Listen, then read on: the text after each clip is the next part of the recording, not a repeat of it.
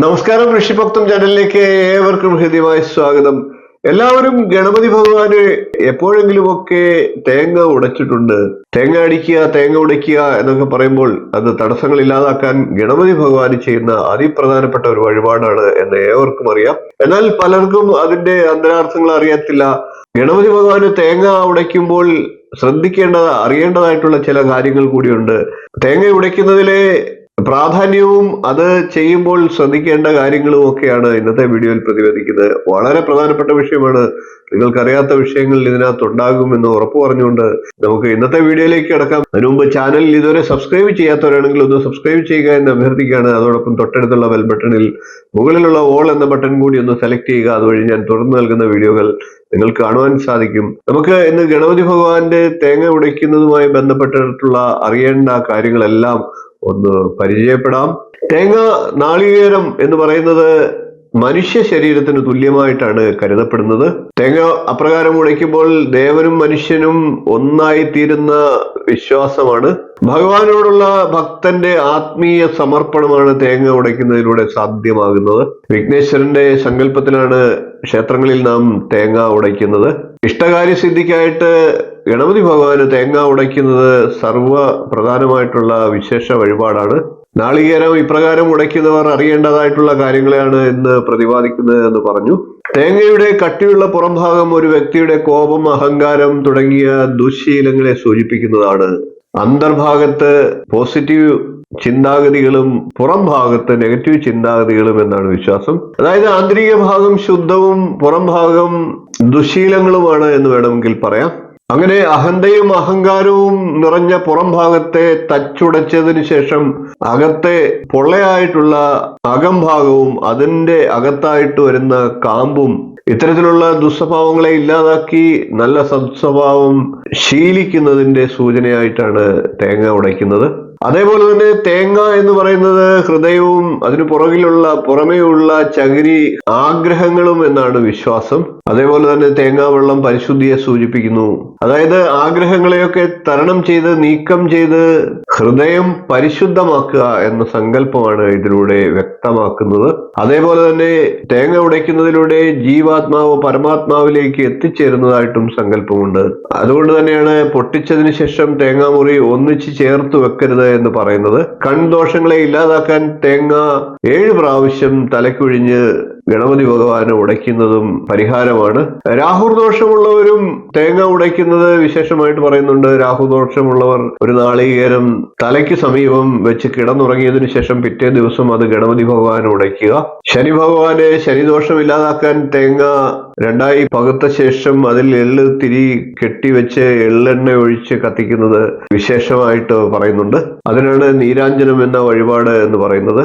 അതേപോലെ തന്നെ കറുത്ത തുണിയിൽ ബാർലി, തേങ്ങ, കറുത്ത ഉഴുന്ന് എന്നിവ ഒരുമിച്ച് കെട്ടിയതിനു ശേഷം ആ കെട്ടോടുകൂടി ഒഴുകുന്ന വെള്ളത്തിൽ സമർപ്പിക്കുന്നതും ശനിദോഷത്തെ ഇല്ലാതാക്കും എന്നാണ് വിശ്വാസം.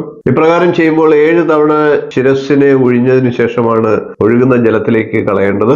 എല്ലാ വ്യക്തികളും ഒരുപക്ഷെ ഒരിക്കലെങ്കിലും ഗണപതി ഭഗവാന് തേങ്ങ ഉടച്ചിട്ടുണ്ടാകാം. എന്നാൽ നാം ഒക്കെ കാണിക്കുന്ന ഒരു വളരെ നിസ്സാരമായിട്ട് തോന്നാവുന്ന ഒരു തെറ്റ് സൂചിപ്പിക്കുകയാണ്. അതായത് തേങ്ങ ഉടച്ചതിന് ശേഷം ആ ഉടയ്ക്കുന്ന വ്യക്തിയോ സമീപത്ത് നിൽക്കുന്ന വ്യക്തിയോ ഒരാളും തന്നെ അതിൽ നിന്ന് തേങ്ങ എടുത്ത് കഴിക്കാതിരിക്കുക എന്നാണ് നമ്മളുടെ ശാസ്ത്രം പറയുന്നത്. എല്ലാ ദോഷങ്ങളും തടസ്സങ്ങളും ദുരിതങ്ങളും മാറിപ്പോകാൻ ഉദ്ദേശിച്ചാണ് ഒരു വ്യക്തി തേങ്ങ ഉടയ്ക്കുന്നത്. അങ്ങനെ ഉടയ്ക്കപ്പെടുമ്പോൾ ആ വ്യക്തിയുടെ ദോഷങ്ങളെല്ലാം ഉടച്ച തേങ്ങയിലൂടെ ഭഗവാനിലേക്ക് അല്ലെങ്കിൽ ഭഗവാൻ ഇല്ലാതാക്കുകയാണ് ചെയ്യുന്നത്. അത്തരത്തിൽ ആ ഉടച്ച തേങ്ങ എടുത്ത് ഭക്ഷിക്കുന്ന പക്ഷം ആ നെഗറ്റീവ് എനർജി ആ ഉടച്ച വ്യക്തിയുടെ ദോഷങ്ങൾ അല്പമെങ്കിലുമൊക്കെ അതെടുത്ത് ഭക്ഷിക്കുന്ന വ്യക്തിയെയും ബാധിക്കും എന്നാണ് വിശ്വാസം. അതുകൊണ്ട് തന്നെ തേങ്ങ ഉടയ്ക്കുന്ന വ്യക്തിയും കാഴ്ചക്കാരും തേങ്ങ എടുത്ത് ഭക്ഷിക്കാതിരിക്കുക എന്നാണ് നമ്മളുടെ ഗ്രന്ഥങ്ങൾ പറയുന്നത്. ഒരു പ്രാവശ്യം ഗണപതി ഭഗവാന് ഒരു നാളികേരം ഉടയ്ക്കുന്നതിലൂടെ 1000 തവണ ഗണപതി ഹോമം ചെയ്യുന്ന ഫലം പറയുന്നുണ്ട്. 1,00,000 ഗണപതി ഹോമങ്ങൾക്ക് തുല്യമാണ് 108 തേങ്ങ ഉടയ്ക്കുന്നത് എന്ന് പറയും. അപ്രകാരം ഓരോ മാസത്തിലും അല്ലെങ്കിൽ ഓരോ ആഴ്ചയിലും ഓരോ തേങ്ങ വീതം ഉടച്ച് 108 തേങ്ങ വരെ ഉടയ്ക്കുന്നത് വളരെ വിശേഷമായിട്ട് പറയുന്നുണ്ട്.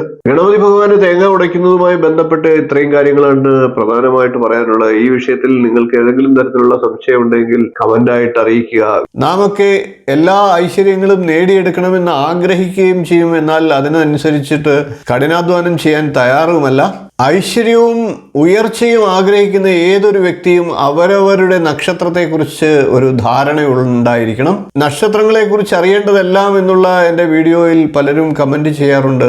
ഈ നക്ഷത്രത്തിൽ ജനിച്ചിട്ട് എനിക്ക് അത്ര പ്രയോജനമൊന്നും ലഭിക്കുന്നില്ല എന്നുള്ളതൊക്കെ പറയാറുണ്ട്. എന്നാൽ ഏത് നക്ഷത്രത്തിലാണോ നിങ്ങൾ ജനിച്ചത് ആ നക്ഷത്രത്തിൽ ജനിക്കുന്നവർക്ക് ഐശ്വര്യദായകമായിട്ട് നിരവധിയായിട്ടുള്ള കാര്യങ്ങൾ പറഞ്ഞിട്ടുണ്ട്. അതിൽ ഏതെങ്കിലും കാര്യങ്ങൾ നിങ്ങൾ ചെയ്യുന്നുണ്ടോ എന്ന് ഒന്ന് ചിന്തിച്ചു നോക്കുക. പലരും അവരവരുടെ പക്കപ്പിറന്നാൾ ഓർക്കാറ് പോലുമില്ല. എൻ്റെ അറിവിൽ തന്നെ പലരും അങ്ങനെയുണ്ട്. പക്കപ്പിറന്നാൾ തോറും ഏതെങ്കിലും ഒരു ക്ഷേത്ര ദർശനമോ ഒക്കെ ഒന്ന് നടത്തിയാൽ നമ്മളുടെ ഒരു മാസത്തെ അല്ലെങ്കിൽ ആ വർഷത്തെ ഐശ്വര്യത്തിന് അത് സഹായിക്കും. എന്നാൽ പലരും അതൊന്നും ശ്രദ്ധിക്കാതെ എല്ലാ ഐശ്വര്യങ്ങളും എനിക്ക് വേണം, പക്ഷേ ബുദ്ധിമുട്ടാനും ഒന്നും തയ്യാറല്ല എന്നുള്ള രീതിയിലാണ്. ക്ഷേത്ര ദർശനവും ക്ഷേത്രത്തിൽ വഴിപാട് നടത്തുന്നതുമൊക്കെ വളരെ ഐശ്വര്യത്തെ പ്രദാനം ചെയ്യും. ക്ഷേത്രത്തിൽ വഴിപാട് നടത്തുമ്പോൾ മറ്റാരെങ്കിലും പറഞ്ഞു വിട്ട് വഴിപാട് നടത്തുന്ന ആൾക്കാരുമുണ്ട്. അതിനൊക്കെ ഫലസിദ്ധി കുറവാണ് എന്ന് എടുത്തു പറയേണ്ടിയിരിക്കുന്നു. പലർക്കും വാർഷികമായി വരുന്ന പിറന്നാൾ പോലും അത് ഏത് ദിവസത്തിലാണ് എന്നറിയത്തില്ല. ജനിച്ച തീയതി വെച്ചൊക്കെ പിറന്നാൾ ആഘോഷിച്ച് ജന്മനക്ഷത്രത്തെ മറക്കുന്ന ആൾക്കാരും ഇന്ന് നിരവധിയാണ്. എന്നാൽ ഏതൊരു വ്യക്തിക്കും ഐശ്വര്യം ലഭിക്കുന്നതിന് അവരവരുടെ ജന്മനക്ഷത്രത്തിൽ ചെയ്യേണ്ടതായിട്ടുള്ള ഉപാസനാ രീതികൾ നമ്മുടെ പൂർവികർ പറഞ്ഞു വെച്ചിട്ടുണ്ട്. അത് കൃത്യമായിട്ട് ചെയ്യുന്നവർക്ക് നല്ല ഐശ്വര്യം ഉണ്ടാകും. ഇന്നത്തെ വീഡിയോ ആ ഒരു വിഷയത്തിലേക്കാണ് വിരൽ ചൂണ്ടുന്നത്. ഇനി മുതൽ നിങ്ങൾ പക്കപ്പിറന്നാൾ ഒന്ന് അറിഞ്ഞു നോക്കൂ. ഓരോ മാസവും നിങ്ങളുടെ ജന്മനക്ഷത്രം വരുന്നത് ഏത് ദിവസമാണ് എന്ന് നോക്കുക. എന്നിട്ട് അതാത് ദിവസത്തെ ഉപാസനാ രീതികൾ ഒന്ന് അനുവർത്തിച്ചു നോക്കുക. തീർച്ചയായിട്ടും നിങ്ങൾക്ക് ഐശ്വര്യമുണ്ടാകും. ഓരോ മാസവും വരുന്ന പക്കപ്പിറന്നാൾ അറിഞ്ഞു വയ്ക്കുക. ഈ പക്കപ്പിറന്നാൾ എന്ന് പറയുന്നതിന് ഇടപ്പിറന്നാൾ, ഇടയിൽ പിറന്നാൾ എന്നൊക്കെ പല പേരുകളിലും വിവിധ ദേശങ്ങളിൽ അറിയപ്പെടാറുണ്ട്. പക്കപ്പിറന്നാൾ തോറും നടത്തേണ്ടതായിട്ടുള്ള ഉപാസനാ രീതിയാണ് ഇന്നത്തെ വീഡിയോയിൽ പ്രതിപാദിക്കുന്നത്. പക്കപ്പിറന്നാൾ പോലെ തന്നെ അനുജന്മ നക്ഷത്രങ്ങളും പ്രധാനമാണ്. ആ അനുജന്മ നക്ഷത്രങ്ങളിലും ഒരു ക്ഷേത്ര ദർശനം സാധ്യമാക്കുകയാണെങ്കിൽ തീർച്ചയായിട്ടും അതിൻ്റെതായിട്ടുള്ള ഗുണങ്ങൾ ആ വ്യക്തിക്ക് ലഭിക്കും. അനുജന്മ നക്ഷത്രത്തിൽ ചെയ്യേണ്ട ഉപാസനാ രീതികൾ നമുക്ക് പിന്നീട് മറ്റൊരു വീഡിയോ ആയിട്ട് ചെയ്യാം. ഇന്ന് പ്രതിപാദിക്കുന്നത് പക്കപ്പിറന്നാൾ തോറും ഏത് ദിവസമാണ് വരുന്നത് എന്ന് നോക്കി അതിനനുസരിച്ചുള്ള ഉപാസന ചെയ്യുക എന്നുള്ളതാണ്. നമുക്ക് ഓരോരോ ദിവസത്തെ പ്രത്യേകതയൊന്ന് നോക്കാം. പക്കപ്പിറന്നാൾ ഒരു ഞായറാഴ്ച ദിവസമാണ് വരുന്നതെങ്കിൽ, ഉദാഹരണമായിട്ട് അശ്വതി നക്ഷത്രക്കാരാണെങ്കിൽ അശ്വതി ഏത് ദിവസമാണ് വരുന്നതെന്ന് നോക്കുക.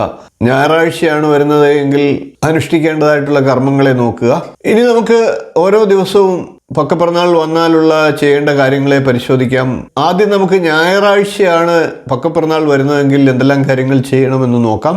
ഞായറാഴ്ച പക്കപ്പിറന്നാൾ വരികയാണെങ്കിൽ സൂര്യഭഗവാനെയാണ് പ്രീതിപ്പെടുത്തേണ്ടത്. ഓം ശ്രീ സൂര്യായ നമ, ഓം ആദിത്യായ നമ തുടങ്ങിയ മന്ത്രങ്ങൾ ഏതെങ്കിലും ഒന്ന് അന്നേ ദിവസം നിരന്തരമായിട്ട് ജപിക്കുക. പ്രവൃത്തി ചെയ്യുമ്പോഴുമൊക്കെ ആ മന്ത്രത്തെ മനസ്സിൽ കരുതുക. അങ്ങനെ ആവർത്തിച്ച് ഈ മന്ത്രം ഞായറാഴ്ച ദിവസം പക്കപ്പിറന്നാൾ വരികയാണെങ്കിൽ ജപിക്കുക. കൂടാതെ അന്ന് ആദിത്യ ക്ഷേത്രത്തിലോ അല്ലെങ്കിൽ ദുർഗാ ഭഗവതിയുടെ ക്ഷേത്രത്തിലോ ഒക്കെ ദർശനം നടത്തുന്നത് വളരെ വിശേഷമാണ്. അതുകൂടാതെ ദുർഗാ മന്ത്രം ജപിക്കുന്നതും വിശേഷമാണ്. ഗായത്രി മന്ത്രം ജപിക്കുന്നതും വിശേഷമാണ്. ഈ മന്ത്രങ്ങളെല്ലാം ഞാൻ മുമ്പ് പലപ്പോഴായിട്ട് ചാനലിൽ വീഡിയോ ആയിട്ട് നൽകിയിട്ടുണ്ട്. ആ വീഡിയോകളൊക്കെ കാണുക. ഞായറാഴ്ച ദിവസം സൂര്യൻ്റെ മന്ത്രമോ അല്ലെങ്കിൽ ദുർഗാ ഭഗവതിയുടെ മന്ത്രമോ ഒക്കെ തുടർച്ചയായിട്ട് ജപിച്ചുകൊണ്ടിരിക്കുകയാണെങ്കിൽ നിരവധിയായിട്ടുള്ള അനുകൂല ഫലങ്ങൾ ലഭിക്കുമെന്നാണ്.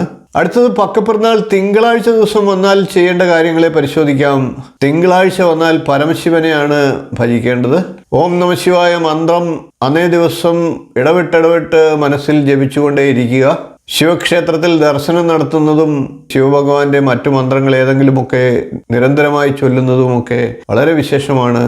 തിങ്കളാഴ്ച ദിവസം പക്കപ്പിറന്നാൾ വരികയും അന്നേ ദിവസവും ഓം നമഃശിവായ മന്ത്രം നിരന്തരമായിട്ട് ജപിച്ചുകൊണ്ടിരിക്കുകയും ചെയ്താൽ ജീവിതത്തിൽ ഏത് ദുഃഖങ്ങളുണ്ടെങ്കിലും അതില്ലാതാകുമെന്നാണ് വിശ്വാസം. ഇനി പക്കപ്പിറന്നാൾ ചൊവ്വാഴ്ച ദിവസം വന്നാൽ എന്തെല്ലാം കാര്യങ്ങൾ ചെയ്യണമെന്ന് നോക്കാം.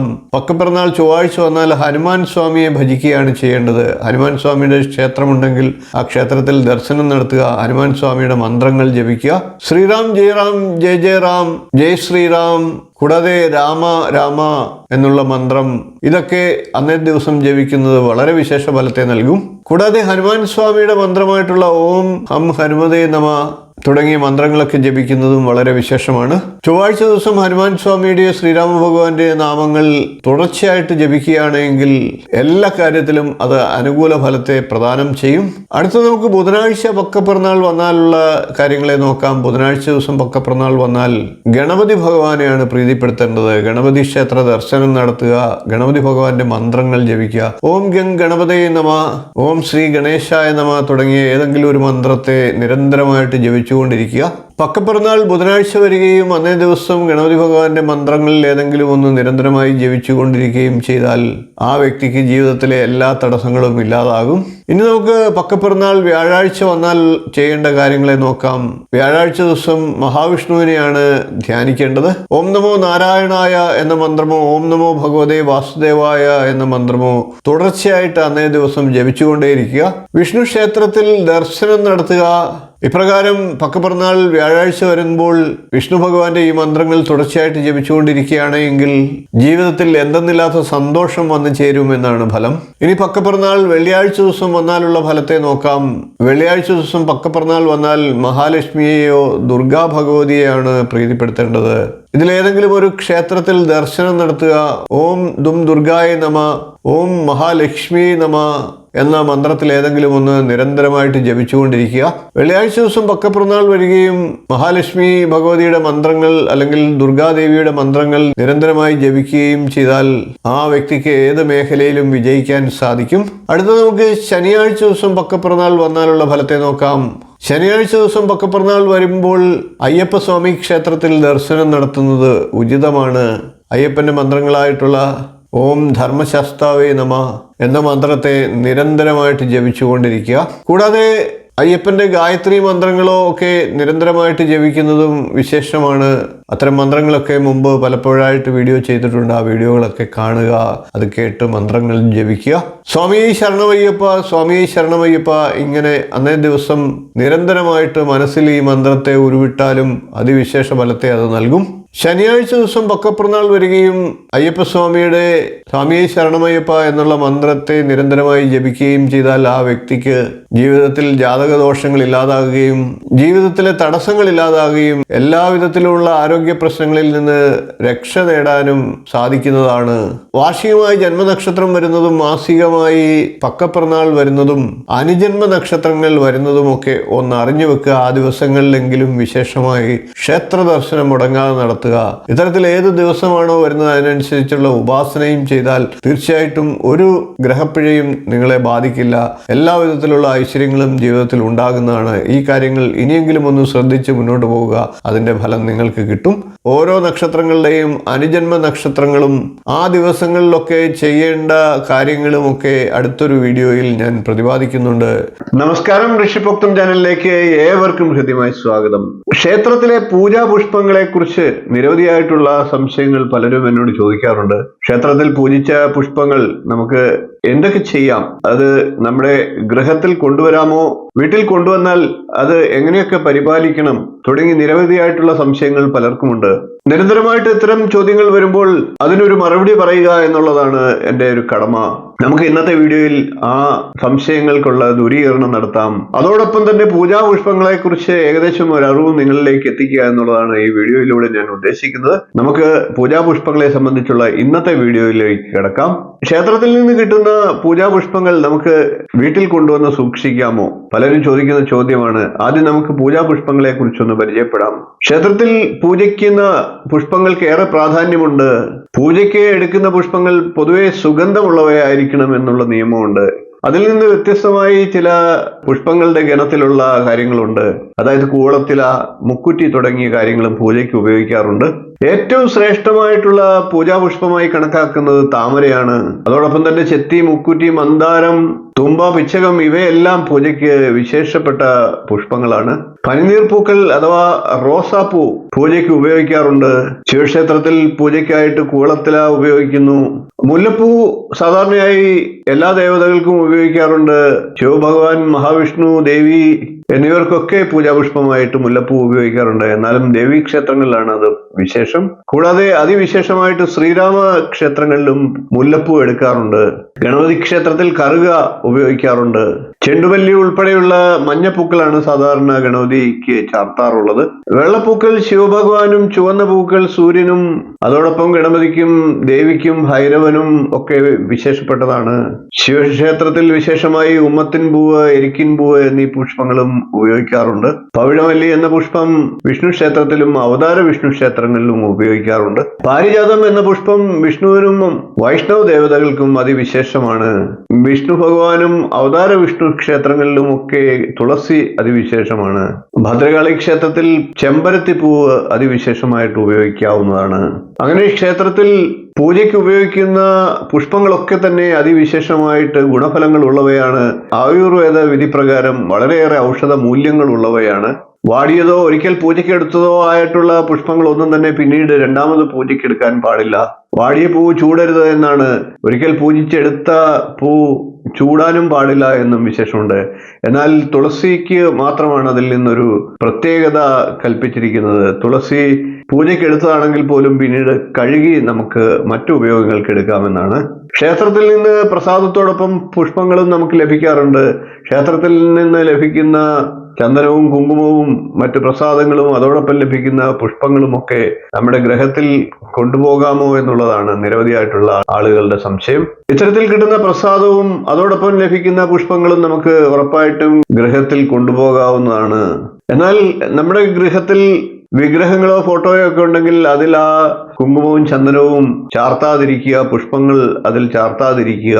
വിശേഷാൽ ഇത് കഴിവതും പൂജാമുറിയിൽ നിന്ന് മാറ്റി ഭക്തിയോടുകൂടി വെക്കുകയാണ് വേണ്ടത്. ക്ഷേത്രത്തിലെ പ്രസാദം നിർമാല്യം എന്നുള്ള ഗണത്തിൽപ്പെടുന്നതാണ്. നമ്മുടെ ഗൃഹത്തിൽ മറ്റേതെങ്കിലും സ്ഥാനത്ത് ഭദ്രമായിട്ട് അത് സൂക്ഷിക്കുക. അത് നമ്മുടെ ഗൃഹത്തിന് ഐശ്വര്യവും പോസിറ്റീവ് എനർജിയും ഒക്കെ നൽകുന്നതാണ്. വാടിയതിനു ശേഷം, അത് ഉപയോഗശൂന്യമായതിനു ശേഷം നമുക്ക് വൃത്തിയുള്ള സ്ഥലത്ത് അത് കൊണ്ടുപോയി നിക്ഷേപിക്കാവുന്നതാണ്. ചുരുക്കത്തിൽ ക്ഷേത്രത്തിൽ നിന്ന് പ്രസാദമായി ലഭിക്കുന്ന പുഷ്പങ്ങളും മറ്റു പ്രസാദങ്ങളും, ചന്ദനം, ഭസ്മം, കുങ്കുമം പോലെയുള്ള പ്രസാദങ്ങളും ഒക്കെ വീട്ടിൽ നമുക്ക് ധൈര്യമായിട്ട് കൊണ്ടുപോകാം. എന്നാൽ പൂജാമുറിയിലോ വിഗ്രഹങ്ങളിലോ ചാർത്താതിരിക്കുക, പൂജയ്ക്കായിട്ട് അത് ഉപയോഗിക്കാതിരിക്കുക. ഗൃഹത്തിലെ മറ്റെവിടെയെങ്കിലും അത് ഭയഭക്തിയോടുകൂടി വെച്ചുകൊണ്ട് അതിന്റെ ഐശ്വര്യം നമ്മുടെ ഗൃഹത്തിൽ വ്യാപിപ്പിക്കാവുന്നതാണ്. ഈ ഒരു അറിവ് നിങ്ങൾക്ക് പ്രയോജനപ്പെടുമെന്ന് വിശ്വസിക്കുന്നു. ആചാരാനുഷ്ഠാനങ്ങളുമായിട്ട് ബന്ധപ്പെട്ടിട്ടുള്ള അതിപ്രധാനമായിട്ടുള്ള ഒരു കാര്യമാണ് നിങ്ങളിലേക്ക് എത്തിക്കുന്നത്. പല തെറ്റുകളും മനുഷ്യർ സാധാരണയായിട്ട് ചെയ്യാറുണ്ട്. അത്തരത്തിലുള്ള ചില കാര്യങ്ങൾ നമ്മുടെ ചാനലിലൂടെ സൂചിപ്പിച്ചിട്ടുണ്ട്, നേരത്തെയും സൂചിപ്പിച്ചിട്ടുണ്ട്. ഇന്നും അത്തരത്തിലുള്ള ഒരു വീഡിയോ ആണ്. വളരെ പ്രധാനപ്പെട്ട വിഷയമാണ്. വീഡിയോ അവസാനം വരെ കാണുക. വീടുകളിൽ എല്ലാവരും നിലവിളക്ക് കൊളുത്താറുണ്ട്. നിലവിളക്ക് കൊളുത്തുന്നതിന് പകരമായിട്ട് ചിലരൊക്കെ തൂക്കുവിളക്ക് തൂക്കിയിടാറുണ്ട്. അത്തരത്തിൽ തൂക്കുവിളക്ക് കത്തിക്കുന്നതുമായിട്ട് ബന്ധപ്പെട്ടിട്ട് നിരവധിയായിട്ടുള്ള സംശയങ്ങളും പലരും ചോദിക്കാറുമുണ്ട്. അതുകൊണ്ട് തന്നെയാണ്, പ്രധാനപ്പെട്ട ഒരു വിഷയമായതുകൊണ്ട് തന്നെയാണ് ഇന്നത്തെ വീഡിയോയിൽ അത് ഉൾപ്പെടുത്തിയിരിക്കുന്നത്. നിലവിളക്ക് വീട്ടിൽ കൊളുത്തുന്നത് വളരെ ഐശ്വര്യത്തെ അത് പ്രദാനം ചെയ്യും. ഒരു നിലവിളക്കിന്റെ മുകൾ ഭാഗം, മധ്യഭാഗം, അടിഭാഗം എന്നിങ്ങനെ ഓരോ ദേവതകൾക്കും പറഞ്ഞിട്ടുണ്ട്. ഏത് വസ്തുവായാലും നമ്മളുടെ ഭാരതീയ ശാസ്ത്രപ്രകാരം, ഹൈന്ദവ ശാസ്ത്രപ്രകാരം ത്രിമൂർത്തി ഭാവത്തെയാണ് സങ്കല്പിക്കുന്നത്. അതുതന്നെ നിലവിളക്കിലായാലും അപ്രകാരം തന്നെ നിർണയിക്കേണ്ടതാണ്. അതായത് മൂലതേ ബ്രഹ്മരൂപായ, മധ്യതേ വിഷ്ണുരൂപിണേ, അഗ്രത ശിവരൂപായ എന്ന തത്വത്തെ നമുക്ക് നിലവിളക്കിലും ആരോപിക്കാവുന്നതാണ്. അപ്രകാരം നിലവിളക്കിന്റെ അടിഭാഗം ബ്രഹ്മാവും, മധ്യത്തിൽ വിഷ്ണുവും, അഗ്രത്തിൽ ശിവഭഗവാനുമാണ്. ഒരു ഗൃഹത്തിൽ ഐശ്വര്യവും സന്തോഷവും സമാധാനവും ഒക്കെ നിറയുവാനാണ് നാം നിത്യം നിലവിളക്ക് കൊളുത്തുന്നത്. നിലവിളക്ക് കൊളുത്തുന്ന തിരി എത്ര വേണം, നിലവിളക്ക് കൊളുത്തുന്നതുമായിട്ട് ബന്ധപ്പെട്ടിട്ട് ഏതാനും വർഷങ്ങൾക്ക് മുമ്പ് ഞാൻ വളരെ വിശദമായിട്ടൊരു വീഡിയോ ചെയ്തിരുന്നു. ആ വീഡിയോ കണ്ടിട്ടില്ലാത്തവർ കാണുക.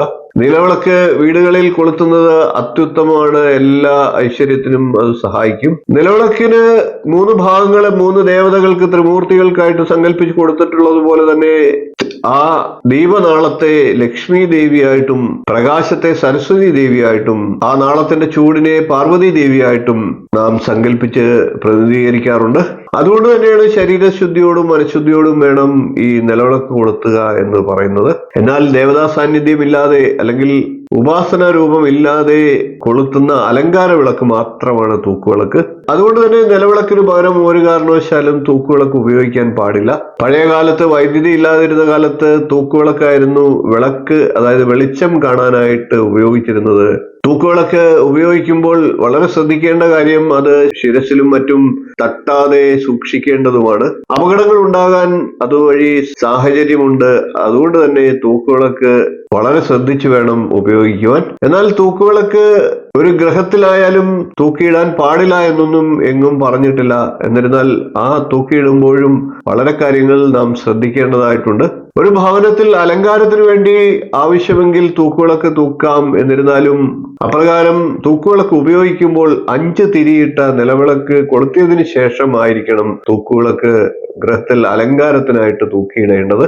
ക്ഷേത്രത്തിൽ ശ്രീകോവിലിന് ചുറ്റുമായിട്ടും വിഗ്രഹത്തിന് മുൻവശത്തും ഒക്കെ പ്രഭ കൂട്ടുന്നതിനും അലങ്കാരത്തിനും ഒക്കെ ആയിട്ട് തൂക്കുവിളക്ക് ഉപയോഗിക്കാറുണ്ട്. അത്തരത്തിൽ ക്ഷേത്രത്തിലായാലും ഗൃഹത്തിലായാലും തൂക്കുവിളക്ക് ഉപയോഗിക്കുമ്പോൾ നിലവിളക്ക് ഒരുക്കി കത്തിച്ച് 5 തിരിയിട്ട് അത് കൊളുത്തിയതിനു ശേഷമായിരിക്കണം തൂക്കുവിളക്ക് കൊളുത്തേണ്ടത്. തൂക്കുവിളക്ക് മൂലം അപകടങ്ങളും ശിരസിൽ അത് തട്ടാതെയും ഒക്കെ ശ്രദ്ധിക്കേണ്ടതുമാണ്. നിലവിളക്ക് കൊളുത്താതെ ഒരു കാരണവശാലും തൂക്കുവിളക്ക് ഉപയോഗിക്കാൻ ഗ്രഹത്തിൽ വിധിയില്ല. ആ ഒരു പ്രധാനപ്പെട്ട കാര്യമാണ് നിങ്ങളിലേക്ക് എത്തിക്കാൻ ഞാൻ ഈ വീഡിയോയിലൂടെ ഉദ്ദേശിച്ചത്. നിങ്ങൾക്കത് പ്രയോജനപ്പെടുമെന്ന് വിശ്വസിക്കുന്നു. ക്ഷേത്രത്തിൽ നാമൊക്കെ പോയി വിഗ്രഹം കണ്ടു തൊഴാറുണ്ട്. വിഗ്രഹം കണ്ടു തൊഴുമ്പോൾ നാമൊക്കെ പല രീതിയിലുള്ള പല തരത്തിലാണ് പലരും പെരുമാറുന്നത്. വിഗ്രഹത്തിന് മുമ്പിൽ നിന്നുകൊണ്ട് നമ്മളുടെ അവലാദികളും ദുരിതങ്ങളും ഒക്കെ പറയാറുണ്ട്. വിഗ്രഹത്തെ നോക്കാതെ കണ്ണടച്ച് നിന്നുകൊണ്ട് പ്രാർത്ഥിക്കുന്നവരുമുണ്ട്. ദേവതയോട് പരിതാപങ്ങളും പരിഭവങ്ങളും ഒക്കെ പറയുന്നതും കരയുന്നതും ഒക്കെ ആയിട്ടുള്ള സംഭവങ്ങൾ ഉണ്ടായിട്ടുണ്ട്. പല വ്യക്തികളും പല രീതിയിലാണ് പെരുമാറുന്നത്. എന്നാൽ എങ്ങനെയായിരിക്കണം നാം വിഗ്രഹം കണ്ടു തൊഴേണ്ടത്? കണ്ടു തൊഴണോ അതോ മനസ്സിൽ ധ്യാനിച്ചുകൊണ്ട് തൊഴണോ തുടങ്ങിയ പല സംശയങ്ങളും പലർക്കും ഉണ്ടാകും. ഏതാണ് ഇതിൽ നമുക്ക് പ്രയോജനകരം എന്നുള്ള ഒരു അറിവാണ് ഇന്നത്തെ വീഡിയോയിലൂടെ ഞാൻ നിങ്ങൾക്കായിട്ട് പങ്കുവെക്കുന്നത്. ഒരു ക്ഷേത്രത്തിൽ പോയാൽ വിഗ്രഹം നോക്കി എങ്ങനെ ദർശിക്കണം, തൊഴണം, പ്രാർത്ഥിക്കണം എന്നുള്ള കാര്യത്തിലേക്ക് കടക്കാം. വിശേഷമായി ഗ്രഹിക്കുന്നതാണ് വിഗ്രഹം എന്നത്. നമ്മളുടെ ദുഃഖങ്ങളും ദുരിതങ്ങളും ഒക്കെ നമുക്ക് അവിടെ സമർപ്പിക്കാം.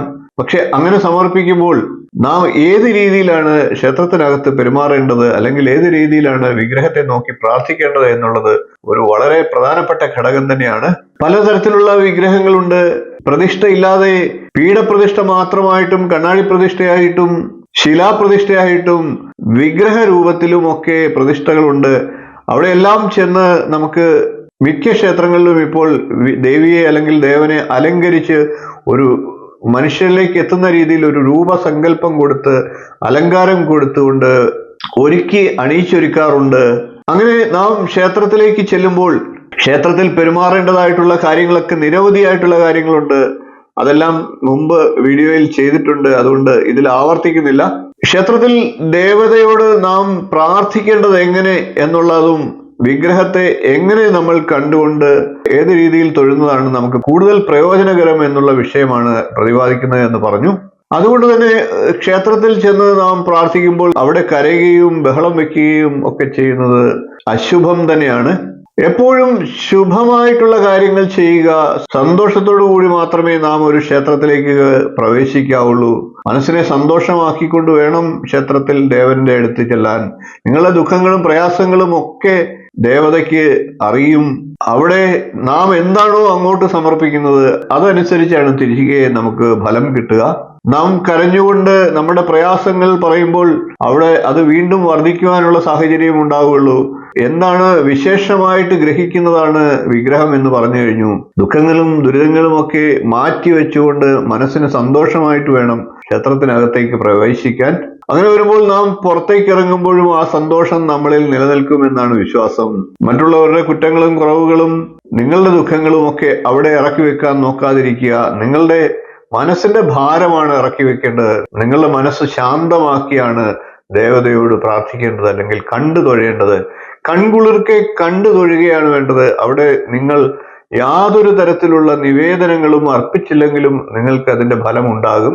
ഉദാഹരണം പറയുകയാണെങ്കിൽ, സതീർത്ഥ്യനായിട്ടുള്ള ശ്രീകൃഷ്ണ ഭഗവാനെ കാണാൻ സുദാമാവ്, അതായത് കുചേലൻ പോയപ്പോൾ അവിടെ ഭഗവാനോട് ഒന്നും പറയാതെ തിരിച്ചു വരികയുണ്ടായി.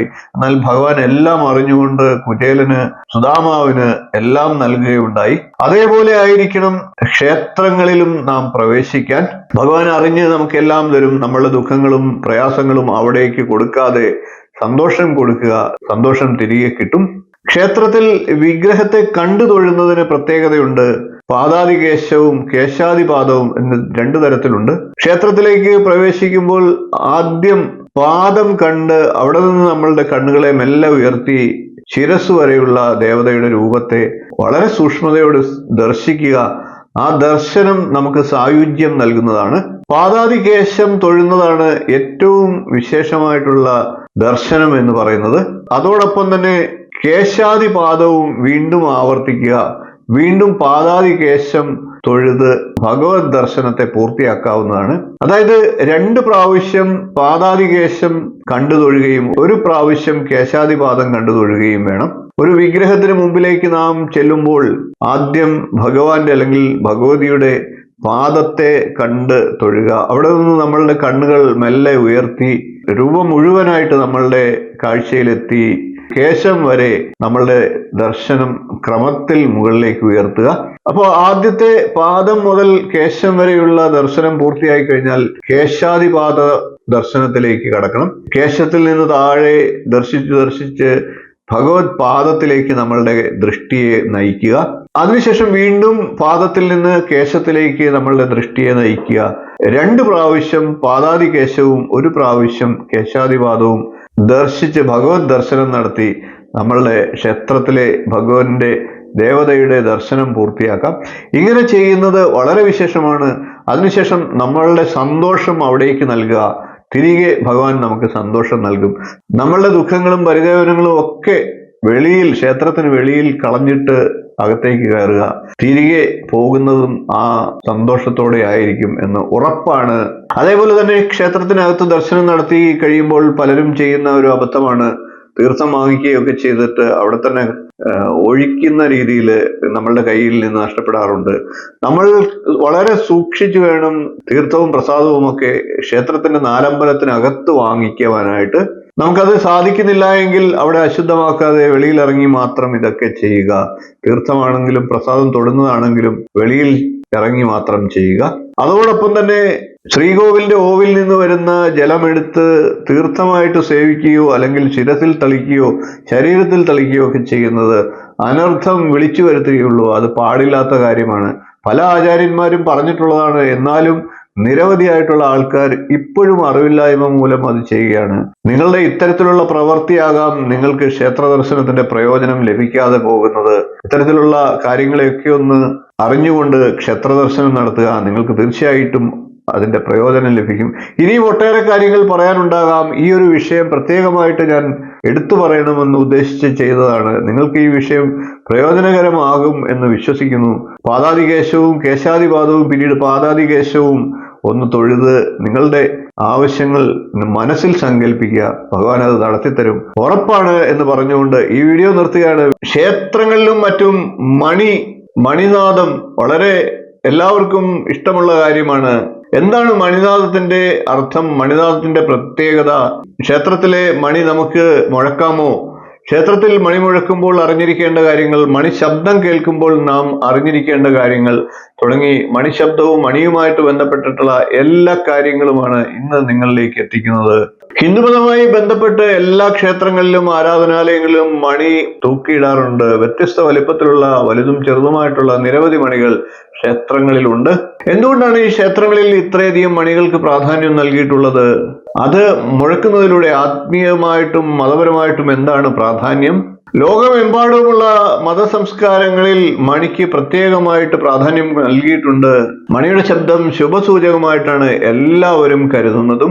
മണിയടിച്ച് ക്ഷേത്രത്തിൽ പ്രവേശിക്കുന്നതാണ് സാധാരണ പതിവ്. എന്നാൽ സാധാരണക്കാരായിട്ടുള്ള ജനങ്ങൾ ക്ഷേത്രത്തിൽ മണിയടിക്കുന്നതുമായിട്ട് ബന്ധപ്പെട്ടിട്ട് ചില കാര്യങ്ങൾ അറിയാനുണ്ട്. അത് അനാവശ്യമായിട്ട് മണിമുഴക്കുന്നതും മറ്റും ദോഷങ്ങളും ഉണ്ടാക്കാറുണ്ട്.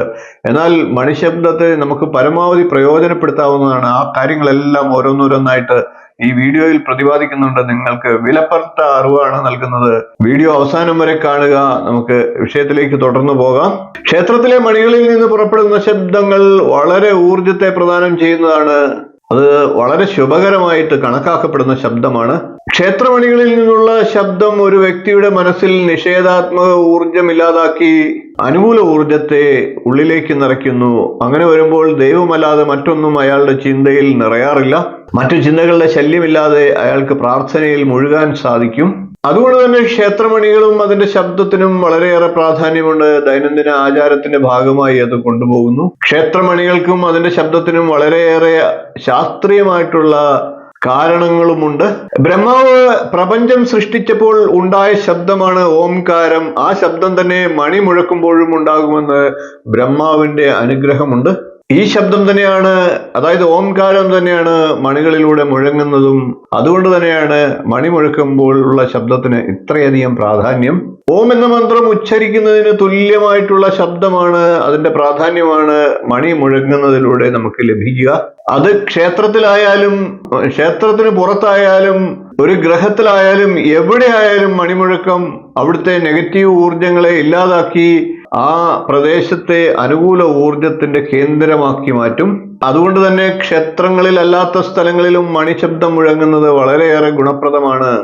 മണി മുഴങ്ങുന്ന ശബ്ദങ്ങളിലെല്ലാം ദൈവിക സാന്നിധ്യം നിറയുന്നു.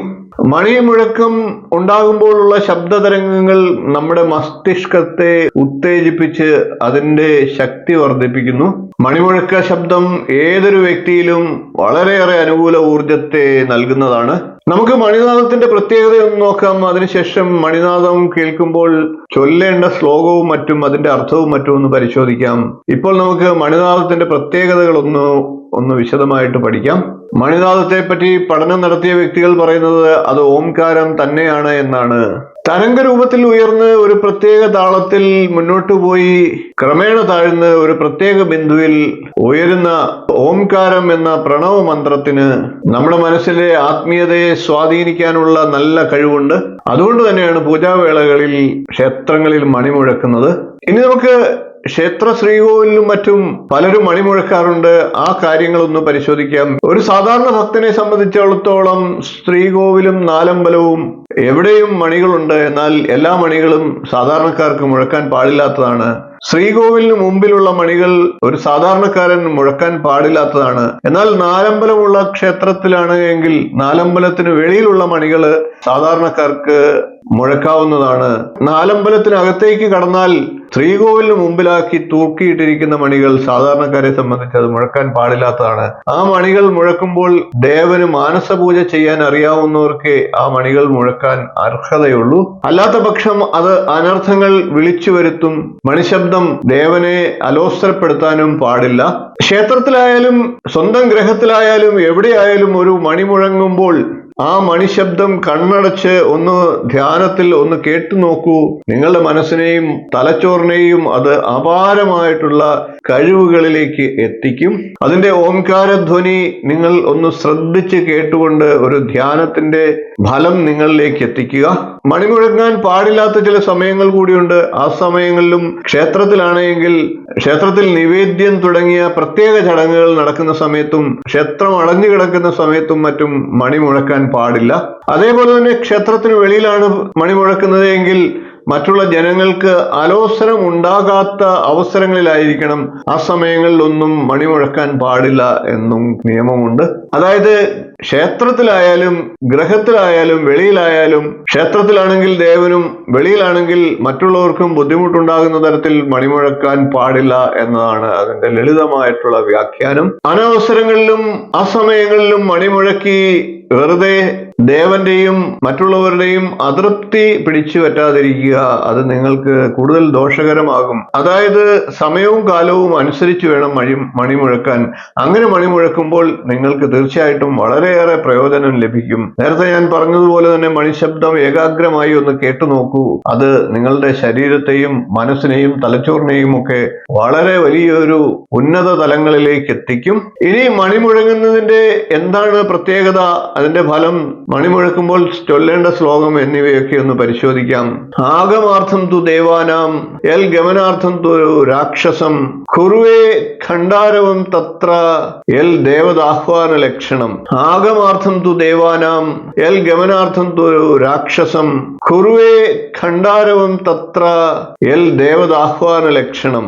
ആഗമാർത്ഥം തു ദേവാനാം യൽ ഗമനാർത്ഥം തു രാക്ഷസം കുർവേ ഖണ്ഡാരവം തത്ര യൽ ദേവദാഹ്വാന ലക്ഷണം എന്നാണ്. ഈ മന്ത്രത്തിന്റെ അർത്ഥമറിഞ്ഞ് മണി മുഴക്കുമ്പോൾ ഇതുകൂടി മനസ്സിലേക്ക് ഒന്ന് കൊണ്ടുവരികയോ അല്ലെങ്കിൽ ചൊല്ലുകയോ ചെയ്താൽ അത് വളരെയേറെ ഗുണപ്രദമാണ്. ഇനി നമുക്ക് ഇതിന്റെ അർത്ഥം കൂടി ഒന്ന് പരിശോധിക്കാം. ഞാൻ മണി മുഴക്കുന്നത് ദൈവികതയെ സൂചിപ്പിക്കുന്നതിന് വേണ്ടിയാണ്. സദ്ഗുണമുള്ളതും ശ്രേഷ്ഠവുമായിട്ടുള്ള ശക്തികൾ എന്നെയും എന്റെ ചുറ്റുപാടുകളെയും ശുദ്ധമാക്കുക, അഥവാ എന്നിലേക്ക് പ്രവേശിക്കുക. കൂടാതെ അകത്തും പുറത്തുമായിട്ടുള്ള എല്ലാ പൈശാചിക ശക്തികളും എന്നിൽ നിന്നും ഇവിടെ നിന്നും അകന്നു പോകട്ടെ എന്നാണ് അർത്ഥം. ഇപ്രകാരം ഈ മന്ത്രം കൂടി മണി മുഴക്കുന്ന സമയത്ത് അല്ലെങ്കിൽ മണി ശബ്ദം കേൾക്കുന്ന സമയത്ത് നിങ്ങളുടെ മനസ്സിലേക്ക് ഒന്ന് ഓടിച്ച് കൊണ്ടുവരിക. വളരെയേറെ ഫലങ്ങൾ നിങ്ങളുടെ മനസ്സിന് ഉണ്ടാകും. മണി മുഴക്കുക എന്നാൽ അസമയത്താകരുത്. മണിശബ്ദം വേണ്ട രീതിയിൽ പ്രയോജനപ്പെടുത്തുക. ഇപ്പോൾ അയോധ്യയിലെ പ്രാണപ്രതിഷ്ഠയുമായിട്ട് ബന്ധപ്പെട്ടിട്ടുള്ള വാർത്തകൾ നിറഞ്ഞു നിൽക്കുകയാണ്. ഓരോ ഭാരതീയന്റെയും അഭിമാനമാണ് അയോധ്യ. അതുമായി ബന്ധപ്പെട്ടിട്ട് അക്ഷതം വിതരണം ചെയ്യുന്ന തിരക്കിലാണ് ഹിന്ദുധർമ്മ പ്രവർത്തകർ. അക്ഷതം എന്താണ്? അക്ഷതത്തിന്റെ പ്രാധാന്യം എന്താണ്? നമുക്ക് കിട്ടിയ അക്ഷതം എന്തൊക്കെയാണ് ചെയ്യേണ്ടത്, എങ്ങനെയാണ് അത് കൈകാര്യം ചെയ്യേണ്ടത് തുടങ്ങിയ കാര്യങ്ങളാണ് ഇന്നത്തെ വീഡിയോയിൽ പ്രതിപാദിക്കുന്നത്. അയോധ്യയിലെ രാമക്ഷേത്രവുമായി ബന്ധപ്പെട്ടിട്ട് നിരവധി വിവാദങ്ങൾ കേരളത്തിലൊക്കെ ഉണ്ടാകുന്നുണ്ട്. എല്ലാ ഭാരതീയന്റെയും അഭിമാനമാണ് അയോധ്യയിലെ ക്ഷേത്രം എന്ന് പറഞ്ഞു കഴിഞ്ഞു. എല്ലാ ഭാരതീയരുടെയും മുൻഗാമിയായിട്ടുള്ള വ്യക്തി തന്നെയാണ് ശ്രീരാമദേവൻ. ഇവിടെ ജനിച്ചവരുടെ തീർച്ചയായിട്ടും അവരുടെ എല്ലാം മുൻഗാമി, അവരുടെ എല്ലാം പൂർവികൻ തന്നെയാണ് ശ്രീരാമ ഭഗവാൻ. ഏത് മതസ്ഥരായാലും അവരുടെയൊക്കെ പൂർവികർ ഹിന്ദു മതത്തിൽപ്പെട്ടവർ തന്നെയാണ്. ആ പൂർവിക സത്വത്തെ ആരും തള്ളിക്കളയാതിരിക്കുക. ഇനി നിങ്ങൾ ഏത് മതത്തിൽ വിശ്വസിച്ചാലും മറ്റുള്ളവരുടെ ആചാരങ്ങളെയും അനുഷ്ഠാനങ്ങളെയും വിശ്വാസങ്ങളെയും ഒക്കെ ഹനിക്കാതിരിക്കുക. ശ്രീരാമൻ ഹിന്ദുക്കൾക്ക് മാത്രമല്ല, ശ്രീരാമൻ ഭാരതത്തിന്റെ പൂർവികനാണ്, നമ്മളുടെ എല്ലാം പ്രിയപ്പെട്ടതാണ്. ഒരു ഹിന്ദുവിനെ സംബന്ധിച്ച് 33 കോടി ദേവകളുണ്ട്. യേശുവും നബിയും എല്ലാം നമുക്ക് ദേവതുല്യരായിട്ട് കാണാനായിട്ട് സാധിക്കും. ആ ഒരു കാഴ്ചപ്പാട് ചില തീവ്ര മതക്കാർ കാണിക്കുന്നില്ല എന്ന് മാത്രം. അന്ധമായിട്ടുള്ള അത്തരം വിശ്വാസങ്ങളിൽ ഓരോ ഭാരതീയനും ചെന്നുപെടാതിരിക്കുക. എല്ലാവരെയും സ്നേഹിക്കാൻ പഠിക്കുക, എല്ലാ വിശ്വാസങ്ങളെയും മാനിക്കാൻ പഠിക്കുക. അവരവർക്ക് അവരവരുടെ വിശ്വാസങ്ങൾ വളരെ പ്രധാനമാണ്. നന്മ ചെയ്തിട്ടുള്ളവരും നല്ല വഴി കാട്ടിയിട്ടുള്ളവരും ഹിന്ദുക്കൾക്ക്, ഭാരതീയർക്ക് ഈശ്വര തുല്യരാണ്. ആ ഒരു കാഴ്ചപ്പാടോടുകൂടി മുന്നോട്ട് പോയാൽ തീർച്ചയായിട്ടും ഇങ്ങനെയുള്ള അഭിപ്രായ വ്യത്യാസങ്ങളും തർക്കങ്ങളും ഒന്നും ഉണ്ടാകില്ല. അതുകൊണ്ട് തന്നെ ഈ വീഡിയോ കാണുന്ന എല്ലാവർക്കും ശ്രീരാമ ഭഗവാന്റെ പ്രാധാന്യം മനസ്സിലാകണം. മനസ്സിലായി അവർ അതിനു വേണ്ടിയിട്ട് ആ ശ്രീരാമ ക്ഷേത്രത്തിന്റെ പ്രാണപ്രതിഷ്ഠാ ചടങ്ങിൽ പങ്കാളികളാകുക, മനസ്സുകൊണ്ട് പ്രാർത്ഥിക്കുക. എല്ലാവർക്കും ശ്രീരാമ ഭഗവാന്റെ അനുഗ്രഹം കിട്ടും. മറ്റുള്ളവരുടെ വിശ്വാസങ്ങൾ ഹനിക്കാതെ അവരവരുടെ വിശ്വാസത്തിൽ മുറുകെ പിടിച്ച് എല്ലാവരെയും സ്നേഹിച്ച് മുന്നോട്ട് പോകുമ്പോഴാണ് മനുഷ്യൻ മനുഷ്യനാകുന്നത്. ആ ഒരു തത്വത്തെ ശ്രീരാമനിലൂടെ നമുക്ക് ദർശിക്കാനാകും. ബാബർ എന്ന വൈദേശിക ആക്രമണകാരി അവിടെ ഉണ്ടായിരുന്ന ഹിന്ദു ക്ഷേത്രം തകർത്ത് പള്ളി പണിയുകയും ഹൈന്ദവരുടെ വികാരം ആ പള്ളി വീണ്ടും ഇല്ലാതാക്കി കോടതി വിധിയിലൂടെ നിയമാനുസൃതമായി രാമക്ഷേത്രം പണിയുകയുമാണ്. അതോടൊപ്പം ഇസ്ലാം മതസ്ഥരുടെ മതവികാരം വ്രണപ്പെടാതിരിക്കാൻ വേണ്ടിയിട്ട് തുല്യമായ രീതിയിൽ പള്ളിയും പണിയുന്നുണ്ട്. ആ കാര്യങ്ങളൊക്കെ, വസ്തുതകളൊക്കെ മറച്ചു വെച്ചുകൊണ്ട് ചില തീവ്ര ചിന്താഗതിക്കാർ മാത്രമാണ് ഇതിനെ എതിർക്കുന്നത്. എല്ലാം ശാന്തമായി ചിന്തിക്കുന്നവരെല്ലാവരും ഇതിനെ അനുകൂലിക്കും. എല്ലാവരുടെയും ദേവൻ തന്നെയാണ്, നമ്മളുടെ എല്ലാം പൂർവികനാണ്. അത് ഏത് മതസ്ഥരുടെ ആയാലും എല്ലാ ഈശ്വരന്മാരെയും, യേശു ആയാലും നബി ആയാലും ഒക്കെ നമുക്ക് നന്മ ചെയ്തിട്ടുള്ളവരെ നമുക്ക് ഈശ്വര തുല്യരായി കാണാൻ സാധിക്കുന്നതാണ് സനാതന ധർമ്മം. ആ സനാതന ധർമ്മത്തിൽ അടിസ്ഥാനപ്പെടുത്തി ശ്രീരാമക്ഷേത്രത്തിന്റെ പ്രാണപ്രതിഷ്ഠാ ദിനം എല്ലാവരും ചിട്ടകളോടുകൂടി ആചരിക്കുക. തീർച്ചയായിട്ടും നമുക്ക്, നമ്മളുടെ രാജ്യത്തിനും നമുക്ക് ഓരോരുത്തർക്കും അതിന്റെ ഗുണം ലഭിക്കും എന്ന് പറഞ്ഞുകൊണ്ട് നമുക്ക് അക്ഷതം എന്താണ്, ശ്രീരാമക്ഷേത്രവുമായി ബന്ധപ്പെട്ടിട്ട് ഏറ്റവും പ്രധാനപ്പെട്ട വാർത്ത അക്ഷതം ലഭിക്കുക എന്നുള്ളതാണ്. ഹിന്ദുധർമ്മ പ്രവർത്തകർ വീടാന്തരം അക്ഷതം നൽകുന്നുണ്ട്. ഭാരതത്തിലെ എല്ലാ വീടുകളിലും ഒരുപക്ഷെ അവർക്ക് അക്ഷതം എത്തിക്കാൻ ചിലപ്പോൾ പറ്റിയെന്ന് വരത്തില്ല. അക്ഷതം ആവശ്യമുള്ളവർ ചോദിച്ചു വാങ്ങുക. പ്രവർത്തകരെ കണ്ട് അവരിൽ നിന്ന് കൈപ്പറ്റുക. നിങ്ങൾക്ക് കിട്ടിയിട്ടില്ല എങ്കിൽ അത് വാങ്ങാനുള്ള ശ്രമം നടത്തുക. അക്ഷതം എന്താണെന്നും ആ അക്ഷതം കിട്ടിയ അക്ഷതം എന്തൊക്കെയാണ് ചെയ്യേണ്ടതെന്നും നമുക്ക് ഒന്ന് പരിശോധിക്കാം. മിക്ക ഹൈന്ദവ ഭവനങ്ങളിലും പൂജയ്ക്കായി ഉപയോഗിക്കുന്ന ദ്രവ്യമാണ് അക്ഷതം. അക്ഷതം എന്നാൽ ക്ഷതം ഏൽക്കാത്തത് എന്നാണ് അർത്ഥം, പൊട്ടാത്തത് എന്ന് അർത്ഥം. പൂജാതി കർമ്മങ്ങൾ ചെയ്യുമ്പോൾ പഞ്ചഭൂത തത്വങ്ങളിൽ അധിഷ്ഠിതമായിട്ടാണ് ചെയ്യുന്നത്. അക്ഷതം എന്നത് ഒരേ സമയത്ത് പൃഥ്വിതത്വത്തെയും ആകാശതത്വത്തെയും സൂചിപ്പിക്കുന്നതാണ്. അതുകൊണ്ട് തന്നെ ആകാശതത്വമായിട്ടുള്ള പുഷ്പം ഇല്ല എങ്കിൽ പോലും അക്ഷതം കൊണ്ട് ആ പുഷ്പത്തിന് പകരം പൂജ ചെയ്യാൻ സാധിക്കുമെന്നുള്ളതാണ് അക്ഷതത്തിന്റെ പ്രാധാന്യം. ദേശവ്യത്യാസം അനുസരിച്ച് അക്ഷതം തയ്യാറാക്കുന്നതിൽ വ്യത്യാസങ്ങളുണ്ട്. എന്നിരുന്നാലും എല്ലാം ഒരേ ഗണത്തിൽപ്പെടുന്നത് തന്നെയാണ്. കേരളീയ സമ്പ്രദായം അനുസരിച്ച് ഉണക്കലരിയും നെല്ലും ചേർത്താണ് അക്ഷതം തയ്യാറാക്കുന്നത്. നെല്ലിന്റെ പകുതി, അതായത് 2:1 എന്നുള്ള രീതിയിലാണ് നെല്ലും അരിയും ചേർക്കുന്നത്. അരി പൊട്ടാത്തതായിരിക്കണം, അതായത് മുറിയാത്ത അരി ആയിരിക്കണം എന്ന് മാത്രം. തമിഴ്നാട്ടിൽ നമ്മുടെ ഉണക്കലരിക്ക് പകരം പച്ചരിയാണ്, അവരുടെ വെള്ള പച്ചരിയാണ് ഉപയോഗിക്കുന്നത്. എന്നാൽ വടക്കേ ഇന്ത്യയിൽ അത് ഗോതമ്പാണ്. ഓരോ ദേശത്തിന്റെയും ധാന്യം എന്താണോ അതിനനുസരിച്ചാണ് ആ ധാന്യമാണ് ഉപയോഗിക്കേണ്ടത്. ഏത് ധാന്യം ഉപയോഗിച്ചാലും അത് പൊട്ടാത്ത മുഴുവൻ വലിപ്പമുള്ള ധാന്യമാണ് ഉപയോഗിക്കേണ്ടത് എന്ന് മാത്രം. കേരളത്തിൽ ഒഴികെ നെല്ല് എവിടെയും ഉപയോഗിക്കാറില്ല. അരിയോ അല്ലെങ്കിൽ ഗോതമ്പോ മാത്രമാണ് ഉപയോഗിക്കുന്നത്. തമിഴ്നാട്ടിൽ അത് മഞ്ഞളോ കുങ്കുമോ പുരട്ടിയാണ് അക്ഷതമായി ഉപയോഗിക്കുന്നത്. വടക്കേ ഇന്ത്യയിൽ അത് മഞ്ഞൾ ചേർത്താണ് അക്ഷതമായി ഉപയോഗിക്കുന്നത്. കേരളത്തിൽ ചില സ്ഥലങ്ങളിലൊക്കെ കടുകും എള്ളും ചേർത്തും അക്ഷതമായി ഉപയോഗിക്കാറുണ്ട്. അതായത് ഏത് ധാന്യമായാലും അക്ഷതമായി ഉപയോഗിക്കാം എന്നർത്ഥം. കേരളത്തിലെ പൂജാ പദ്ധതികളിൽ താന്ത്രികമായതുകൊണ്ട് തന്നെ നെല്ലിനെ സ്വർണമായിട്ടും അരിയെ വെള്ളിയായിട്ടുമാണ് കരുതുന്നത്. പൂജാകാര്യങ്ങളിൽ വസ്ത്രം, ഉത്തരീയം, ആഭരണം എന്നിവയുടെ അഭാവത്തിൽ അവയ്ക്ക് പകരമായിട്ട് അക്ഷതം സമർപ്പിക്കാറുണ്ട്. അതായത് വസ്ത്രം, ആഭരണം തുടങ്ങിയ കാര്യങ്ങളില്ല എങ്കിൽ അതിന് പകരം സങ്കല്പിച്ചുകൊണ്ട് അക്ഷതം സമർപ്പിക്കാം. അതായത് അക്ഷതത്തിന് അത്ര പ്രാധാന്യമുണ്ട് എന്നർത്ഥം. അതേപോലെ തന്നെ പൂജാവേളയിലും പൂജ അവസാനിക്കുന്ന വേളയിലുമൊക്കെ പൂജകൻ അനുഗ്രഹത്തിനായിട്ട് ഭക്തർക്ക് അക്ഷതം ഉപയോഗിച്ച് അവരുടെ നെറുകയിൽ സമർപ്പിക്കുന്ന രീതിയും, അതായത് അനുഗ്രഹ ഭാവത്തിൽ സമർപ്പിക്കുന്ന രീതിയുമുണ്ട്. അക്ഷതത്തിന്റെ പ്രാധാന്യം അത്ര വലുതാണ്. അക്ഷതം കയ്യിലെടുത്തുകൊണ്ട് ധ്യാനിക്കുകയും മന്ത്രജപം നടത്തുകയും ചെയ്ത് പൂജയ്ക്ക് സമീപം നിൽക്കുന്ന വ്യക്തികളുടെ ശിരസിലേക്ക് അത് അർപ്പിക്കുന്നു. അത് അനുഗ്രഹമായിട്ട്, ആ പൂജയുടെ ഫലമായിട്ട് അവരിലേക്ക് എത്തിച്ചേരുന്നു. അതായത് അക്ഷതത്തിന്റെ പ്രാധാന്യം അത്ര വലുതാണ് എന്ന് വീണ്ടും ഓർമ്മിപ്പിക്കുകയാണ്. ഓരോ ആളുകളും പൂജ ചെയ്യുമ്പോൾ അവരവരുടെ കയ്യിൽ അക്ഷതം പിടിച്ചുകൊണ്ട് നിൽക്കുമ്പോൾ പൂജയിൽ ഉപയോഗിക്കുന്ന മന്ത്രങ്ങൾ, ഓരോ വ്യക്തിയുടെയും പ്രാർത്ഥനകൾ, ആഗ്രഹങ്ങൾ ഇവയെല്ലാം അക്ഷതത്തിലൂടെ ആ ദേവനിലേക്ക് സമർപ്പിക്കാൻ സാധിക്കും എന്നർത്ഥം. അതായത് ഹോമമായാലും പൂജകളായാലും നടക്കുമ്പോൾ ചുറ്റും കൂടി നിൽക്കുന്ന ഭക്തരിൽ ആ ഹോമത്തിന്റെ അല്ലെങ്കിൽ പൂജയുടെ പങ്കാളികളാക്കാൻ വേണ്ടിയിട്ട് അക്ഷതം കയ്യിലേക്ക് കൊടുത്തതിന് ശേഷം പ്രാർത്ഥനയോടുകൂടി ആ അക്ഷതം തിരികെ സമർപ്പിക്കാം. പിതൃക്കൾക്കായി ചെയ്യുന്ന പിതൃകർമ്മത്തിലുമൊക്കെ അക്ഷതം ഇതുപോലെ ഉപയോഗിക്കാറുണ്ട്. വിവാഹവേളയിൽ വധൂവരന്മാരെ അനുഗ്രഹിക്കുന്നതിനും അക്ഷതം ഇതേപോലെ വധൂവരന്മാരുടെ ശിരസിലേക്ക് വിതറി കാഴ്ചക്കാർ അല്ലെങ്കിൽ ബന്ധുമിത്രാദികൾ അക്ഷതം തൂകി അനുഗ്രഹിക്കാറുണ്ട്. അക്ഷതത്തിന്റെ പ്രാധാന്യം അത്രത്തോളം വലുതാണ്. പൂജ കഴിഞ്ഞ് തിരികെ അക്ഷതം അത് പ്രസാദമായിട്ട് നൽകുന്ന രീതിയുമുണ്ട്. അങ്ങനെ ലഭിക്കുന്ന പ്രസാദം വഴിപാടിന്റെ ഒരു അംശം പോലെ പരിപാവനമായി കാത്തു സൂക്ഷിച്ച് അവരവരുടെ ഗ്രഹത്തിൽ സൂക്ഷിക്കാവുന്നതാണ്.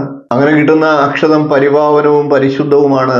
അതുകൊണ്ട് തന്നെ അത്തരത്തിൽ പൂജിച്ച അക്ഷതം പുണ്യമാണ്, പവിത്രമായി സൂക്ഷിക്കേണ്ടതാണ്. അയോധ്യയിൽ നിന്ന് പൂജിച്ച അക്ഷതം നമ്മളിൽ പലരുടെയും വീടുകളിൽ എത്തിയിട്ടുണ്ട്. അയോധ്യയിലെ ശ്രീരാമ മന്ത്രങ്ങൾ ജപിച്ച് ചേർത്ത പൂജിച്ച അക്ഷതമാണ് നമ്മളുടെ കയ്യിൽ എത്തിയിരിക്കുന്നത്. അത് അവിടുത്തെ പ്രാണപ്രതിഷ്ഠയുമായി ബന്ധപ്പെട്ടിട്ടുള്ള പൂജകളുടെ സത്താണ്. അത് നാം ഓരോരുത്തരും പരിപാവനവും പവിത്രമായി നമ്മുടെ ഗ്രഹത്തിൽ സൂക്ഷിക്കുന്നത് വഴി നമുക്ക് വളരെയധികം ഭഗവാന്റെ ചൈതന്യം ലഭിക്കുന്നതാണ്. ഇത് എത്ര നാൾ നമുക്ക് കയ്യിൽ വെക്കാം എന്നൊക്കെ പലരും സംശയം ചോദിക്കാറുണ്ട്. അതുകൊണ്ട് തന്നെയാണ് ഈ വീഡിയോ ഞാൻ അത് ചെയ്യാൻ ഉദ്ദേശിച്ചത് തന്നെ. ഒരു ധാന്യം എത്ര നാൾ സൂക്ഷിച്ച് വൃത്തിയായിട്ടിരിക്കുമോ അത്രയും നാൾ നമുക്ക് അത് ഉപയോഗിക്കാം. അക്ഷതം എന്ന വാക്കിൽ തന്നെയുണ്ട് ധാന്യത്തിന് കേടുപാടോ പൊട്ടലോ ഒന്നും വരാത്തിടത്തോളം കാലം ആ അക്ഷതം പരിപാവനമാണ് എന്നർത്ഥം. അങ്ങനെ ധാന്യങ്ങളിൽ പ്രാണികളോ കീടങ്ങളോ ഒക്കെ നാശം വരുത്താത്തിടത്തോളം കാലം ആ അക്ഷതം നമുക്ക് സൂക്ഷിച്ചു വെക്കാം. പ്രാണികളോ കീടങ്ങളോ ഒക്കെ കയറി കയറി അക്ഷതം ചെറിയ നാശങ്ങളൊക്കെ ഉണ്ടാവുകയാണെങ്കിൽ തീർച്ചയായിട്ടും അത് ഒഴുകുന്ന വെള്ളത്തിലേക്ക് സമർപ്പിച്ചുകൊണ്ട് ആ അക്ഷതത്തിന്റെ പൂർത്തീകരണം ചെയ്യാവുന്നതാണ്. പഞ്ചഭൂതങ്ങളിൽ ഒന്നായിട്ടുള്ള ജലത്തിലേക്കാണ്, അത്തരത്തിൽ ഒഴുകുന്ന ജലത്തിലേക്കാണ് അത് സമർപ്പിക്കേണ്ടത്. അക്ഷതത്തിന് കേടുപാടുകൾ സംഭവിക്കാത്തടത്തോളം കാലം നമുക്കത് ഗൃഹത്തിൽ സൂക്ഷിച്ചു വെക്കാം. ഭഗവാന്റെ ചൈതന്യം അവിടെ നിറഞ്ഞു നിൽക്കും എന്നർത്ഥം. ഗണപതി ഭഗവാനോട് അക്ഷതം സ്വീകരിക്കുക എന്ന് പറഞ്ഞ് പ്രാർത്ഥിക്കുന്ന ഒരു ശ്ലോകമുണ്ട്. അതിൽ അക്ഷതത്തിന്റെ ലക്ഷണം വിശദമായി പറഞ്ഞിട്ടുണ്ട്. അക്ഷതാൻ ധവളാൻ ദിവ്യാൻ ശാലയാം സ്തണ്ടുലാൻ ശുഭാൻ ഹരിദ്രാചൂർണ സംയുക്താൻ സംഗൃഹാണ ഗണാധിപ എന്നാണ് ആ ശ്ലോകം. ഈ ശ്ലോകത്തിൽ അക്ഷതത്തെ ധവളം, ദിവ്യം, ശുഭം എന്നിങ്ങനെയുള്ള പദങ്ങൾ കൊണ്ടാണ് വിശേഷിപ്പിച്ചിരിക്കുന്നത്. അക്ഷതത്തിന്റെ പ്രാധാന്യം നിങ്ങൾക്ക് ഏവർക്കും മനസ്സിലായി എന്ന് വിശ്വസിക്കുന്നു. അയോധ്യയിൽ പൂജിച്ച അക്ഷതം നിങ്ങളിൽ എത്തിച്ചേർന്നിട്ടില്ല എങ്കിൽ തീർച്ചയായിട്ടും ഹിന്ദുധർമ്മ പ്രവർത്തകരെ സമീപിച്ച് നിങ്ങൾ ചോദിച്ചു വാങ്ങുക. ഇനി അവരുടെ കയ്യിലും അതിന്റെ സ്റ്റോക്ക് തീർന്നു പോയിട്ടുണ്ട് എങ്കിൽ നിങ്ങൾ വിഷമിക്കേണ്ട. രാമമന്ത്രം ചൊല്ലിക്കൊണ്ട് ശ്രീരാമ ഭഗവാനെ പ്രാർത്ഥിച്ചുകൊണ്ട് അക്ഷതം തയ്യാറാക്കി ഗൃഹത്തിൽ സൂക്ഷിക്കുക. അതായത് ഒരു ഗൃഹത്തിലേക്ക് ആവശ്യമായിട്ടുള്ള അക്ഷതം തയ്യാറാക്കുന്നതിന് 1 സ്പൂൺ നെല്ല് മതിയാകും. അതോടൊപ്പം 1 സ്പൂൺ നെല്ലെടുക്കുകയാണെങ്കിൽ 1/2 സ്പൂൺ പൊട്ടാത്ത അരി എടുക്കുക. നമ്മുടെ ഉണക്കലരി എടുക്കുന്നതാണ് ഉചിതം. രണ്ടും കൂടി ചേർത്ത് നമുക്ക് അക്ഷതം തയ്യാറാക്കാം. സ്വഗൃഹത്തിൽ തന്നെ എല്ലാവരും കിട്ടാത്തവർ അക്ഷതം തയ്യാറാക്കി ഭഗവാന്റെ മന്ത്രങ്ങൾ ചൊല്ലിക്കൊണ്ട് തയ്യാറാക്കിക്കൊണ്ട് അത് ഗൃഹത്തിൽ സൂക്ഷിച്ചു വയ്ക്കുക. ഇനി നെല്ലില്ല എങ്കിൽ അരി മാത്രമായാലും മതി. അരിയിൽ അല്പം മഞ്ഞൾ പൊടി ചേർത്ത് കുഴച്ച് പുരട്ടിയെടുക്കുക. അത് അക്ഷതമായി പരിപാവനമായി നമ്മുടെ ഗൃഹത്തിൽ സൂക്ഷിക്കുക.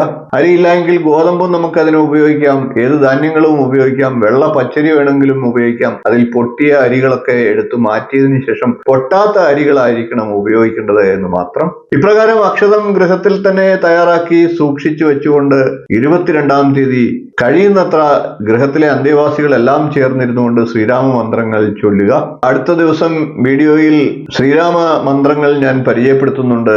അയോധ്യയിലെ പ്രാണപ്രതിഷ്ഠാ ദിനത്തിൽ ചൊല്ലേണ്ടതായിട്ടുള്ള ശ്രീരാമ മന്ത്രങ്ങൾ പരിചയപ്പെടുത്തിക്കൊണ്ടുള്ള വീഡിയോ നാളെ തന്നെ നിങ്ങളിലേക്ക് എത്തുന്നതാണ്. ആ മന്ത്രങ്ങൾ കേട്ട് പഠിച്ച് 22-ാം തീയതി ചൊല്ലുക. അക്ഷതം തയ്യാറാക്കുന്നുണ്ടെങ്കിൽ ഈ മന്ത്രങ്ങൾ ചൊല്ലിക്കൊണ്ട് അക്ഷതം തയ്യാറാക്കുക. അക്ഷതത്തിന്റെ പ്രാധാന്യവും അക്ഷതം തയ്യാറാക്കേണ്ട വിധവും അയോധ്യയിൽ നിന്ന് പൂജിച്ച് കിട്ടിയ അക്ഷതം എന്താണ് ചെയ്യേണ്ടത് എന്നുള്ള കാര്യങ്ങൾ നിങ്ങൾക്ക് മനസ്സിലായി എന്ന് വിശ്വസിക്കുന്നു. വീഡിയോ ഇഷ്ടപ്പെട്ടുവെങ്കിൽ ഒന്ന് ലൈക്ക് ചെയ്യുക, ഷെയർ ചെയ്ത് മറ്റുള്ളവർക്കും ഈ അറിവ് നൽകുക. ചാനൽ ഒന്ന് സബ്സ്ക്രൈബ് ചെയ്തേക്കുക. നിങ്ങളുടെ അഭിപ്രായം കമന്റ് ആയിട്ട് അറിയിക്കുക. ഇത് സംബന്ധിച്ച് നിങ്ങളുടെ സംശയങ്ങൾ തീർച്ചയായിട്ടും ചോദിക്കാവുന്നതാണ്. അതിന് മറുപടി തീർച്ചയായിട്ടും ചെയ്യുന്നതാണ്. നന്ദി, നമസ്കാരം, ശുഭദിനം.